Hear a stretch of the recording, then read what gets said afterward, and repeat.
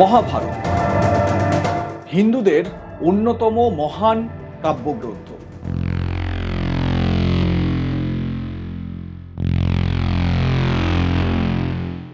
আর এই মহাকাব্যের সম্পর্কে বলা হয়, যা নেই মহাভারতে তা নেই ভূভারতে। এর অর্থ, মহাভারতে সবকিছু রয়েছে। মহাভারতে ভৌগোলিক অবস্থান রয়েছে, মহাভারতে আর্থসামাজিক ব্যাখ্যা রয়েছে, মহাভারতে রাজনীতি রয়েছে, মহাভারতে সার্বিক জীবনশৈলী রয়েছে, যেটা যুগের পর যুগ ধরে আমরা বহন করে চলে আসছি। এই সবকিছুই মহাভারতে উল্লিখিত রয়েছে। আর তাই তো মহাভারতকে অন্যতম শ্রেষ্ঠ কাব্যগ্রন্থ মনে করা হয়। তো এবারে আজকের যে ভিডিওটি আমি আপনাদের সামনে নিয়ে এসেছি সেটি খুব ইন্টারেস্টিং। এই মহাভারতের একটি জায়গা থেকে, একটি অধ্যায় থেকেই এই বিষয়টিকে নেওয়া, এবং এই বিষয়টি আপনারা যদি পুরোটা জানেন, খুব ইন্টারেস্টিং একটা বিষয় আপনারা জানতে পারবেন। এই মহাভারতের সঙ্গে বাংলার একটা ভীষণ রকম যোগ পাওয়া যাচ্ছে। কিরকম যোগ, সেটাই আজকের ভিডিওয়ে আপনাদের সামনে আমি উপস্থাপনা করব। আপনারা পুরো ভিডিওটি স্কিপ না করে শেষ পর্যন্ত দেখবেন, অনেক ইন্টারেস্টিং ফ্যাক্টস আপনারা জানতে পারবেন। এবং চ্যানেলটি সাবস্ক্রাইব করে নিন, বেল বাটন প্রেস করুন নোটিফিকেশন পেতে। আরেকটি কথা, সেটি হচ্ছে আজ তাক বাংলার যে হোয়াটসঅ্যাপ চ্যানেল, সেই হোয়াটসঅ্যাপ চ্যানেল ফলো করে নিন। একই জায়গায় বিভিন্ন খবরের কন্টেন্ট আপনারা পেতে থাকবেন, আর এই ধরনের বিভিন্ন কন্টেন্ট তো পাবেন। এবারে আসি আজকের ভিডিও। মহাভারতে পাশা খেলায় হেরে গিয়ে পাণ্ডবরা কৌরবদের কাছে ভীষণ রকম ভাবে পর্যদুস্ত হয়। আর শর্ত মতো, মানে পূর্ব শর্ত মতো, পাণ্ডবদের 14 বছর অজ্ঞাতবাসে কাটাতে হয়। 14টি বছর অজ্ঞাতবাসে বনে জঙ্গলে বিভিন্ন জায়গায় ঝড় জল রোদ বৃষ্টি শীতের মধ্যে কাটাতে হয় পাণ্ডবদের। তাদের সঙ্গী এই পঞ্চপাণ্ডবের স্ত্রী দ্রৌপদীও। এবারে এই পরিস্থিতির মধ্যে দিয়ে যখন তাদের কাটাতে হয়, তো এই সময় আরো একটি শর্ত ছিল, সেটি হচ্ছে এই অজ্ঞাতবাসে থাকাকালীন যদি কোনোভাবে পাণ্ডবদের উপস্থিতি টের পাওয়া যায়, মানে কৌরবরা যদি পাণ্ডবদের উপস্থিতি টের পেয়ে যায়, তাহলে আরো 14 বছরের অজ্ঞাতবাস।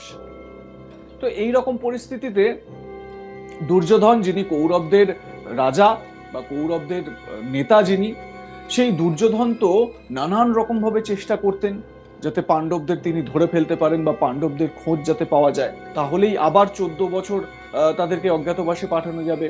আজকে মহাভারত নিয়ে যখন আমি আলোচনা করছি, তখন আরো একটি বিষয় আমি আপনাদের জানাতে চাইব। কয়েকদিন আগেই আমি একটি ভিডিও শেয়ার করেছিলাম, সেটি হচ্ছে এই মহাভারতের যুদ্ধ বা কুরুক্ষেত্রের যুদ্ধ পাণ্ডব এবং কৌরবদের মধ্যে, সেই যুদ্ধ নাকি আজও হয়ে চলেছে।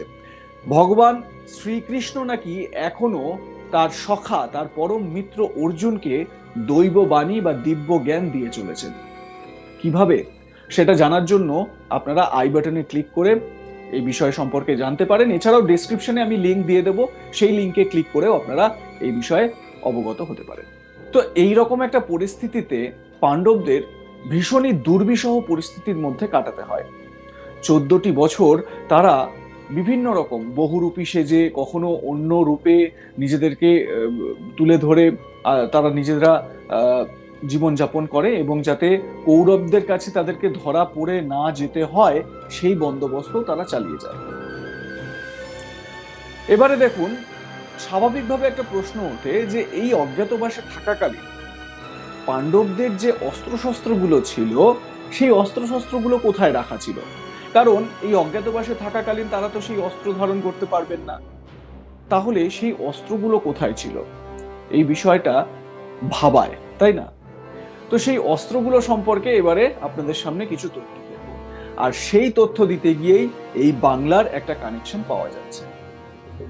দেখুন, আমরা জানি যে এই পঞ্চপাণ্ডবের অস্ত্র বলতে কি, যেমন যুধিষ্ঠির তার বর্ষা, ভীমের গদা, অর্জুনের বিখ্যাত তীর ধনুক, নকুল সহদেবের তলোয়ার।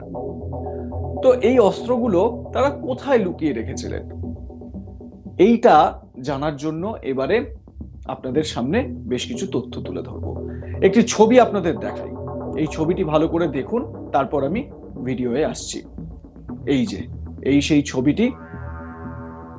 এই ছবিটি একটি গাছের, আপনারা বলবেন একটি গাছের ছবি দেখাচ্ছি। এই গাছটি হচ্ছে শমী বৃক্ষ, আর এই শমী বৃক্ষের কোটরেই পাণ্ডবরা তাদের অস্ত্র লুকিয়ে রেখেছিলেন। আগে হ্যাঁ, এই শমী বৃক্ষতেই পাণ্ডবরা তাদের অস্ত্র লুকিয়ে রেখেছিলেন দুর্যোধন এবং তার কৌরবদের সেনাবাহিনী বা তাদের গুপ্তচরদের থেকে বাঁচাতে। যদি কোনো কারণে এই অস্ত্রগুলো কৌরবদের সামনে চলে আসতো, তাহলে তো আরো 14 বছরের অজ্ঞাতবাস কাটাতে হতো। সেই কারণে এই প্রয়াস বা এই বুদ্ধি তারা নিয়েছিলেন। এবারে আসি বাংলার সঙ্গে এই শমী বৃক্ষের যোগ কিভাবে। বর্তমানে বাংলার একটি জায়গায় এই শমী বৃক্ষ দেখা যায়। সেটি কোথায় জানেন? বলেই দিই, সেটি হচ্ছে দক্ষিণ দিনাজপুর জেলার হরিরামপুর ব্লকের হাতিডুবা বলে একটি জায়গা রয়েছে। সেই হাতিডুবা জায়গায় এই শমী বৃক্ষ দেখা যায়। যে শমী বৃক্ষের ছবি কিছুক্ষণ আগে আপনাদের দেখালাম, সেটি ওই হাতিডুবা এলাকারই। বর্তমানে এই হাতিডুবা এলাকাটি এক পর্যটন কেন্দ্রে পরিণত হয়েছে।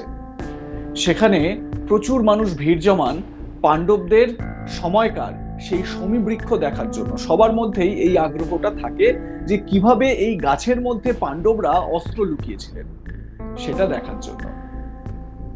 ইন্টারেস্টিং বিষয় না? এবারে আপনাদের মনে প্রশ্ন উঠতে পারে যে কিভাবে তাহলে সেখানে যাব। আপনারা খুব সহজেই সেখানে যেতে পারেন। প্রথমে দক্ষিণ দিনাজপুরে যেতে হবে আপনাদের। বাসে করে দক্ষিণ দিনাজপুর চলে গেলেন, বা ট্রেনে করে চলে গেলেন, বা যেটা আপনাদের সহজ পথ বলে মনে হয় সেরকম ভাবে আপনারা গেলেন। এবারে সেখান থেকে জেলা সদর যে জায়গা, মানে সব জেলারই তো একটি করে সদর রয়েছে, তো জেলা সদর থেকে বাসে করে আপনারা চলে যেতে পারেন হরিরামপুর ব্লকে। সেখান থেকে আপনারা রিকশায় হোক বা অটোতে হোক বা যেভাবেই হোক স্থানীয়ভাবে জিজ্ঞাসা করলেই আপনারা এই হাতিডুবা গ্রামে পৌঁছে যেতে পারবেন। আর সেখানেই রয়েছে এই শমী বৃক্ষ।